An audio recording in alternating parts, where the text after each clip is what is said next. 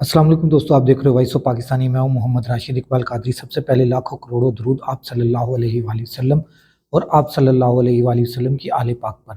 दोस्तों, आज मैं पाकिस्तान तहरीक इंसाफ के उन वर्कर्स की बात करने जा रहा हूं जो वर्कर्स जेलों के अंदर हैं या इश्तिहारी हो चुके हुए हैं।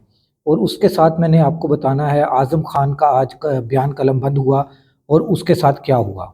और तीसरी बात जो अहम है, सबसे अहम है, वो ये है कि पाकिस्तान और ईरान के मामला जो हैं वो ख़राब होते हुए नज़र आ रहे हैं। जैसे ईरान ने पाकिस्तान की सालमियत के ऊपर हमला किया और हमारी पाक फ़ौज जो बहुत ज़बरदस्त किस्म का उन्होंने इसका रिएक्ट किया और पाक फ़ौज ने इस ईरान के अंदर जो बैठे हुए दुश्मन थे उनके ऊपर अटैक किया। और हम इस मामले में हर तरह से पाक फ़ौज के साथ थे, पाक फ़ौज के साथ हैं और पाक फ़ौज के साथ रहेंगे। पाक फ़ौज ईरान, बल्कि ईरान क्या, पाक फ़ौज हर उस मुल्क के ख़िलाफ़ जो भी फ़ैसला करेगी, जो पाकिस्तान की सालमियत के ऊपर अटैक करेंगे, हम पाक फ़ौज का भरपूर साथ देंगे। पाक फ़ौज इन तमाम मामलात में, चाहे वो इंडिया को कोई जवाब देना चाहे, जो भी जवाब देना चाहे, अफ़गानिस्तान को देना चाहे या ईरान को देना चाहे, जो भी मामलात करें इन तीनों के साथ, हम हर हर लिहाज से पाक फ़ौज के साथ होंगे। अच्छा दोस्तों, सबसे पहले अब मैं वर्कर्स की बात कर लूँ। वर्कर्स के मामलात, टिकटों की लड़ाई जारी थी और कुश्तियाँ जारी थी कि मुझे टिकट दी जाए, मुझे टिकट दी जाए, मुझे टिकट दी जाए। यकीन करें, दुःख होता है जब जेल से ख़त आते हैं, उन ख़तों को पढ़ते हैं, उन खतूत को हम पढ़ते हैं तो हमें, हमारा दिल जो है वो दहल जाता है कि 2 भाई जेल के अंदर। एक ही वाक़या बता देता हूँ। 2 भाई हैं, जेल के अंदर हैं पिछले 8-9 महीने से और उनके घर के राशन राशन के लिए उनके घर में मामलात ख़राब हो चुके हुए हैं। उनके घर के जो बाकी अफ़राद हैं, जो उन पर मुनहसिर थे, वो दोनों भाई कमाने वाले थे और उनके ऊपर जो मुनहसिर थे, इसी तरह ये 10-12 हज़ार जितने भी इस टाइम पीटीआई के कारकुनान अंदर हैं, उन तमाम के मामलात इसी तरह से हैं। शायद चंद एक के अलावा, शायद चंद एक हों जो अपने आप में सर्वाइव कर सकते हों, मगर ज़्यादातर जो पीटीआई कारकुनान हैं, जिनमें से मैं अपने एक हमसाये को भी जानता हूँ, जो मेरे मोहल्ले में उसकी दुकान थी, रिहाइश उसकी बैक साइड पे जाकर थी।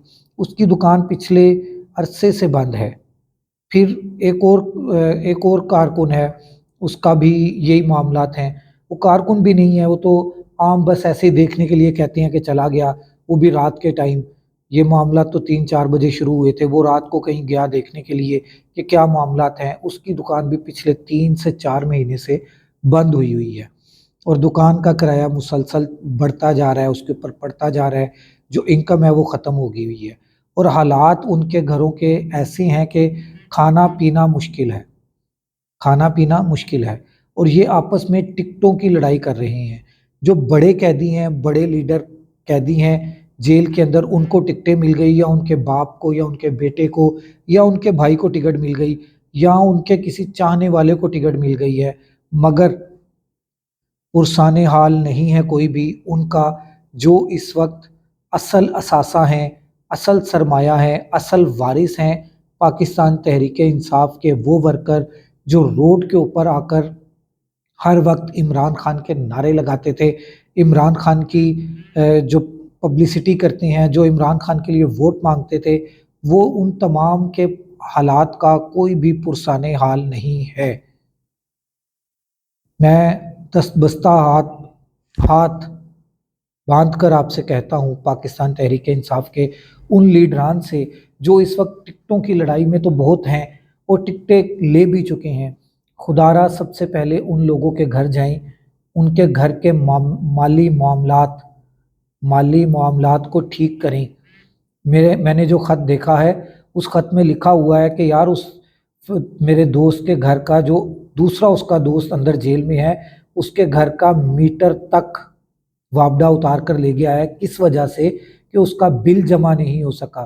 तो खाना पीना तो बहुत मुश्किल बात है भाई।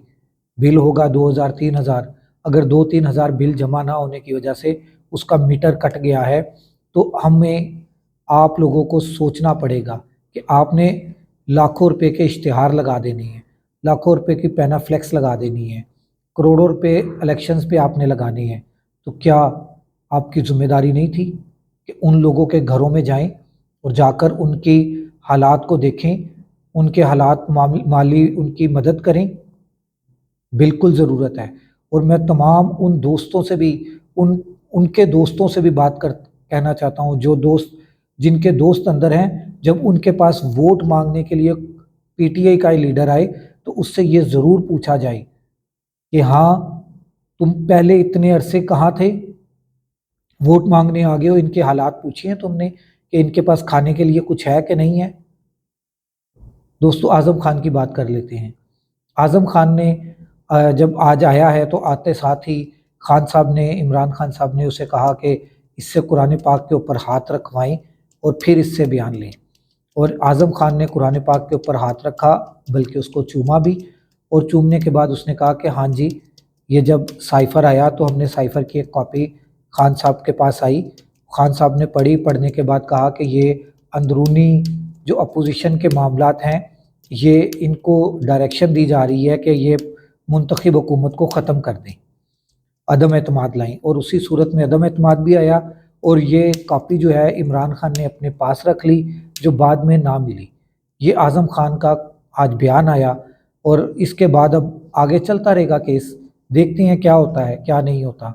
मगर मैं फिर कहूँगा कि अगर आज भी पाकिस्तान तहरीक इंसाफ के कारकुनान के लिए किसी ने आवाज़ ना उठाई, जो जेलों के अंदर बंद हैं, उनके लीडरान ने अगर उनका कोई हाल ना पूछा, उनकी कोई मदद ना की, तो पाकिस्तान तहरीक इंसाफ के कारकुनान का हाथ होगा और पीटीआई के लीडरान का गिरेबान होगा।